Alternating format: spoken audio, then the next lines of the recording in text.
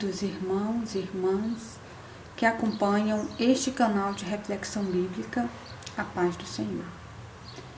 Hoje, na liturgia da 20ª semana do Tempo Comum, a Igreja celebra a memória de São Bernardo, abade e doutor da Igreja.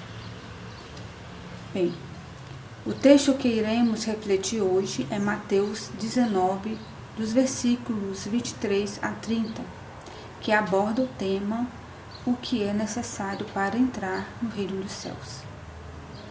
Para entendermos melhor esse ensinamento, vamos voltar um pouco nesse texto, nos versículos 16 a 22, que contém a narrativa do jovem rico.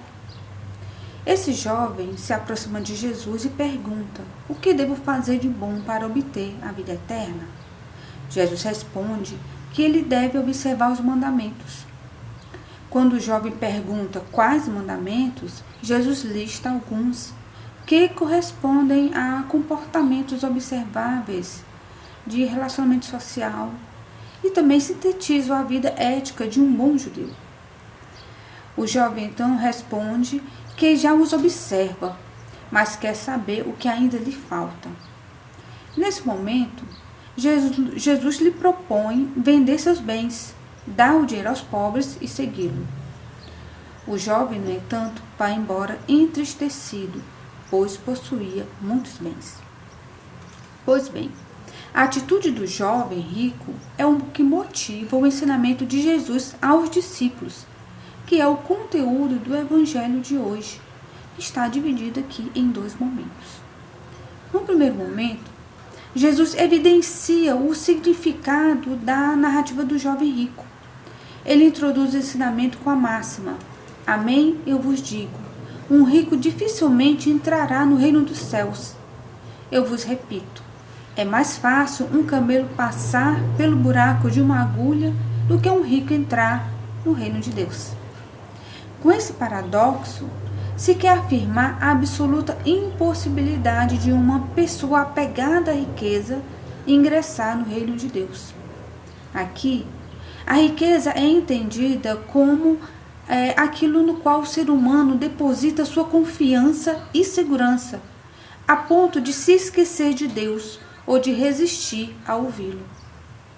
Quem se apega demasiadamente à riqueza torna-se possuído por ela e assim não é livre para aderir totalmente a Cristo. O grande desafio do discípulo, portanto, será garantir a liberdade de coração para amar a Deus e servi-lo no amor aos irmãos e irmãs, principalmente os mais necessitados. A obediência no seguimento de Jesus deve transformar substancialmente a relação com os bens materiais. O dinheiro rege o mundo. E seguir Jesus é um ato de amor a Deus, mas também de protesto contra esse regime que escraviza muitas pessoas. A renúncia aos bens, como ato de amor, demonstra que você possui os bens e não são os bens que possuem você, convertendo em um testemunho de que Deus possui você mais como pessoa livre. Diante desse ensinamento, os discípulos reagem argumentando: nesse caso, quem pode ser salvo? A resposta de Jesus, que é o eixo de todo o texto, é o seguinte: com os homens isso é impossível, mas com Deus tudo é possível. Isso significa que a pessoa que se entrega verdadeiramente a Deus terá um tesouro nos céus, como diz no versículo 21. Também ressalta que a salvação não é uma conquista, algo que obtemos por nossos próprios esforços, mas realização divina, ou seja, é graça e dom de Deus. No segundo momento do ensinamento de Jesus, ele apresenta o caso dos discípulos que, em contraste com a recusa do jovem rico, abandonaram tudo para seguir o Mestre. Pedro, em nome dos discípulos, pergunta sobre a recompensa que receberão, correspondendo à pergunta do jovem rico sobre a vida eterna, lá na perícope anterior.